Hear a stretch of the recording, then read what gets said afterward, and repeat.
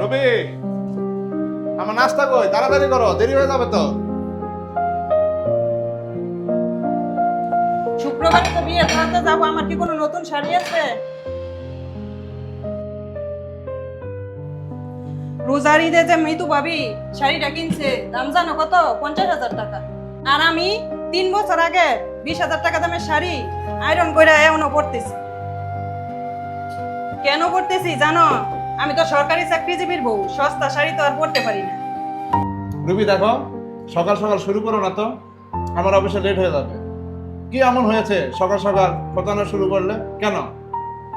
আমি কি আমার সর্বোচ্চটা দিয়ে চেষ্টা করছি না? কি চেষ্টা করতেছো তুমি? সততার মেডেল জিতা?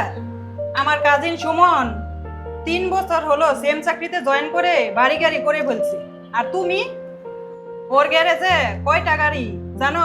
3টা গাড়ি।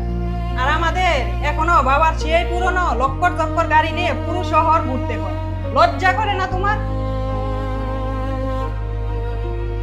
লজ্জা করবে কেন? বাবার গাড়ি তো আমাদেরও গাড়ি। তাছাড়া আমরা একই ফ্যামিলিতে সবাই কন্ট্রিবিউট করছি না? বিয়ের সময় ভেবেছিলাম ছেলে সরকারি চাকরি করে লাইফ সেটেল, কিন্তু বিয়ের 10টা বছর পরে এসে তুমি আমার সমস্ত ধ্যান ধারণা ভুল প্রমাণ করে দিছো। সুমনের আছে জেদ বড় হওয়ার, আর তোমার আছে বস্তা পচা সার্টিফিকেট আর সততা।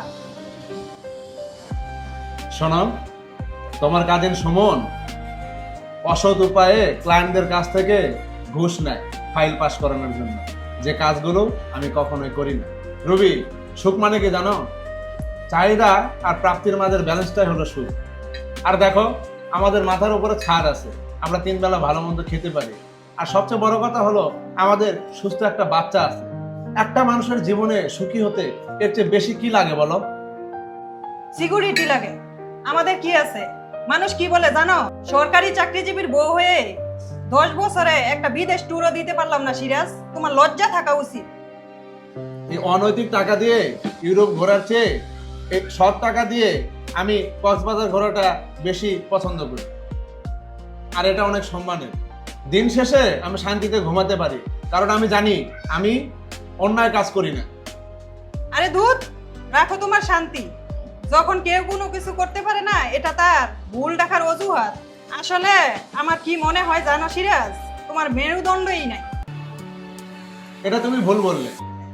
আমার মেরুদণ্ড আছে বলেই স্রোতের বিপরীতে গিয়ে আমি সততার সাথে কাজ করতে পারতেছি। কয়জন পারে বর্তমানে এই সমাজে? অল্পতেই তুষ্ট থাকার চেষ্টা করো, জীবনের মানে বোঝার চেষ্টা করো, তাহলে দেখবে এই পৃথিবীতে তোমার মতো সুখী ব্যক্তি আর কেউ নাই।